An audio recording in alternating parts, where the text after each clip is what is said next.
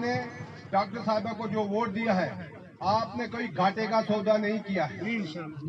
एजाज जान साहब हो या कोई और साहब हो, देखें और आने वाले कल में आप देख लें कि जो बीडीसी बने हुए हैं या डीडीसी जो बने हुए हैं, वो आप उस काम की शनाख्त देखें कि वो काम कौन करा रहा है। आप पढ़े लिखे लोग हैं, आप अच्छे लोग हैं, आप हर वक्त मार्केट में जान के लोग हैं, आप सिटी के लोग हैं। मेरी पंचायत हो राजपुरा या बाइला हो, मैंने पहले भी गुजारिश, हर वक्त जाते रहते हैं और जो सियासत की ऊंच नीचे वो देखते रहते हैं। इन लोगों को कहे काम करें, ढोल बजाने से या नाचने से, चाहे वो बुजुर्ग नाचे या नौजवान नाचे या डॉक्टर साहिबा हो, ये आपकी हर वक्त आपकी जो क़यादत है वो करते रहेंगे और आपका जो भी काम होगा खुदा की जात पे भरोसा है, जो ये काम करवा सकते हैं वो ये जो जीते हुए लोग हैं। हुए क्योंकि लंबी बात होगी, ज्यादा टाइम ना लेते हुए आपसे गुजारिश करूंगा कि आप अपनी ये आपने कभी घाटे का सौदा नहीं किया है, ये आपने मुनाफे का सौदा किया है। आपको मुनाफा हो। ये थे सरपंच राज तक नहीं भी पहुंचा, मैं उनकी भी शुक्रगुजार हूं। चलिए, उनके दिल में कहीं ये रहा होगा कि इस बार हम किसी और को मौका देकर देखते हैं और हो सकता है आने वाले 5 साल में वो उनके रोशन मुस्तकबिल के लिए कुछ काम करें। तो मेरी दुआ है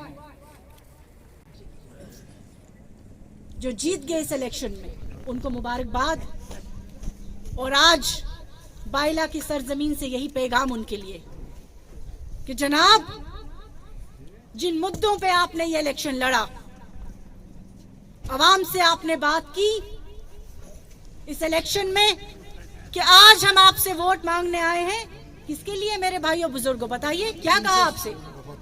दफा के लिए 370 आपसे कहा, दफा 370 और दफा 35A को वापस लाने के लिए आप हमें अपना एतमाद दीजिए, भरोसा दीजिए।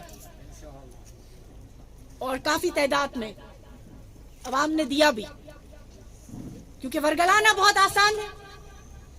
और आज मैं देखती हूं, जब जीतने के बाद किसी मौके पे अवाम से खिताब करते हैं या कोई बातचीत करते हैं तो वहां कहीं दफा 370 का जिक्र नहीं आता। हाल ही में मैंने देखा, अभी आपके बाइला में भी आए थे, चंद बातें आपसे की, बताया आपको दफा 370 कहां पहुंचा, जिसका वादा मंडी की आवाम से किया गया इस इलेक्शन में।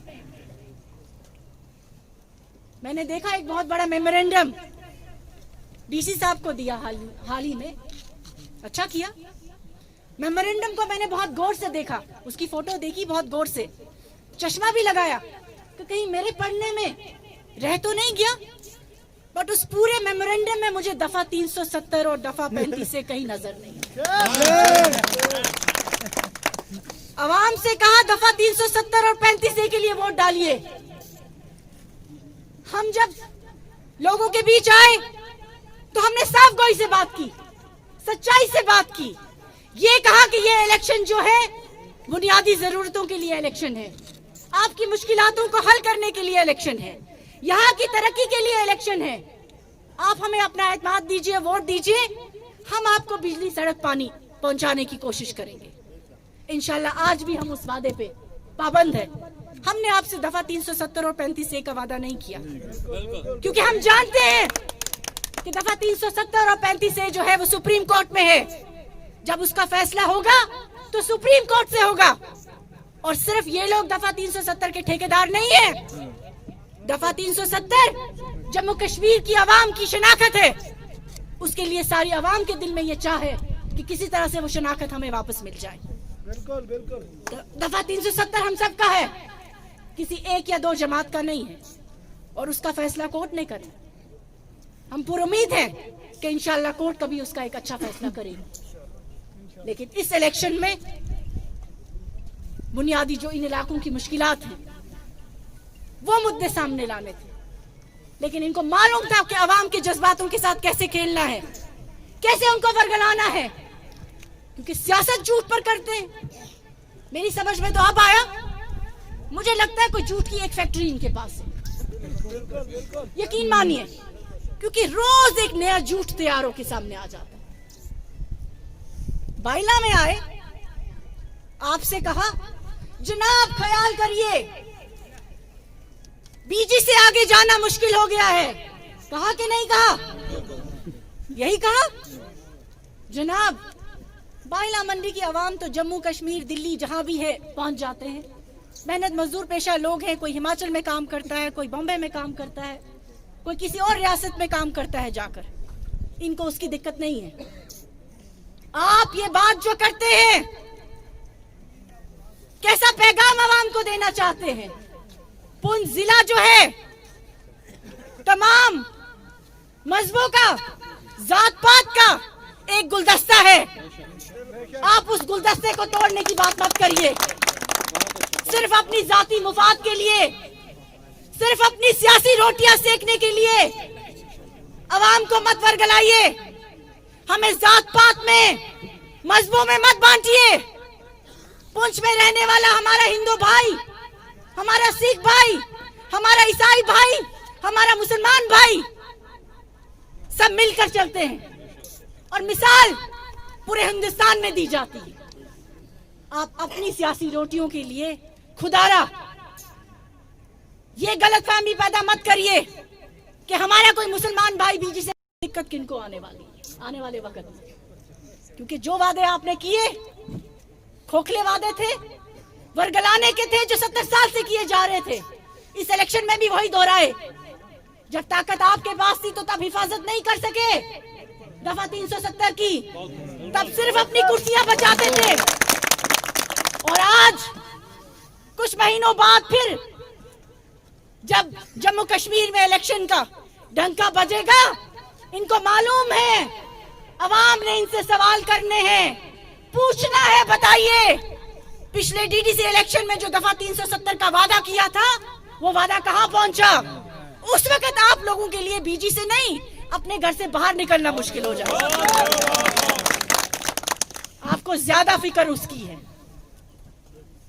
अवाम के बीच आते हैं तो अवाम की मुश्किलात की बात करिए, उनकी बुनियादी जरूरतों की बात करिए। कैसे अपने इलाके को रोशन मुस्तकबिल देना है, उसका रोड मैप बताइए। वर्गलाइए मत। इलेक्शन खत्म हो गया। अगर अवाम की तरक्की की बात करेंगे तो इंशाल्लाह ये अवाम भी और मैं भी और मेरे साथी भी आपके साथ होंगे, वरना तैयार रहिए, ये एक मजबूत ऑपोजिशन होगी इस इलाके में। मैं आज बाइले की सरजमीन से कहना चाहती हूं उनको, जो यहाँ की मजलूम और गरीब अवाम को धोखा देने की कोशिश करते हैं और दबाने की कोशिश करते हैं, और ये उनसे कहते हैं जनाब हमारा साथ नहीं दिया, हमारे इस अंधेरे रास्ते पे नहीं रोशनी ढूंढी जहां रोशनी कभी नहीं आ सकती, तो हम आप लोगों की जिंदगियों में मुश्किलात पैदा करेंगे। उनसे आज मैं इस मंच से कहना चाहती हूँ, शहनाज गनई ने अपने लिए बर्दाश्त सब कुछ कर लिया। इस इलेक्शन में जो आपने कहा, मैंने कोई तनकीद आपकी नहीं की। मैं अपनी जात के लिए सब बर्दाश्त करूंगी, लेकिन अपने साथियों के लिए और मंडी की और बाइला की खसूसन इस गरीब अवाम के साथ नाइंसाफी बर्दाश्त नहीं करूंगी। ये पैगाम मैं उन लोगों को देना चाहती हूँ। वो भूल जाएं आज से पहले उन्होंने इन इलाकों में क्या किया है। आज के बाद उनको यहाँ की आवाम के साथ इंसाफ करना पड़ेगा। मैं उन सियासी कारकुनों से भी कहना चाहती हूँ, आप किस सियासी जमात से जुड़े हैं मुझे उससे कोई लेना देना नहीं, लेकिन अगर यहाँ की गरीब आवाम को उनके हक पे किसी ने भी आंख उठा के देखा तो शायद उनके लिए अच्छा नहीं होगा। उनको इस बात के लिए तैयार रहना चाहिए कि उनको यहाँ की गरीब आवाम के साथ इंसाफ करना है। पीछे जो बीत गया वो बीत गया, मैं उस तरफ नहीं जाना चाहती। इस बेटी और बहन को जो आपने एतमाद दिया, हार जीत अल्लाह के हाथ में, लेकिन आपके एतमाद में कोई कमी नहीं थी। मैं आपको मुबारकबाद पेश करना चाहती हूँ, जिस जज्बात और वलवले के साथ इस एमएलए का इलेक्शन है। ना इस इलेक्शन की वजह से सीएम कोई बनने वाला है, ना कोई मिनिस्टर बनने वाला है। ये इलेक्शन सिर्फ और सिर्फ जो था वो डेवलपमेंट का एक इशू लेके अगर गवर्नमेंट ऑफ इंडिया ने इलेक्शन करवाया तो इसका मकसद ये था कि इलाका की डेवलपमेंट कौन आदमी करवा सकता है।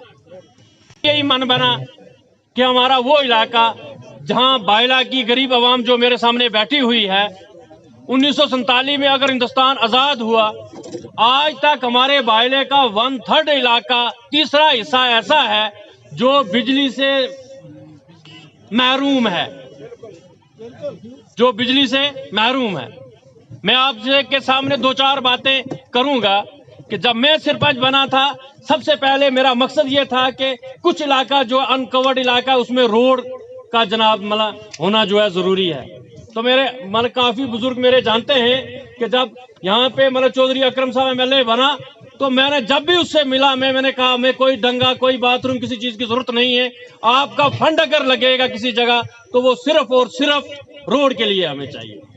उस बंदा खुदा ने हमारी बात मानी उस टाइम और उसने आपने, लेकिन रोड कच्ची है हमारी। और बदकिस्मती हमारी ये है कि इस वक्त भी हमारी रोड किसी भी स्कीम में नहीं पड़ी है। आप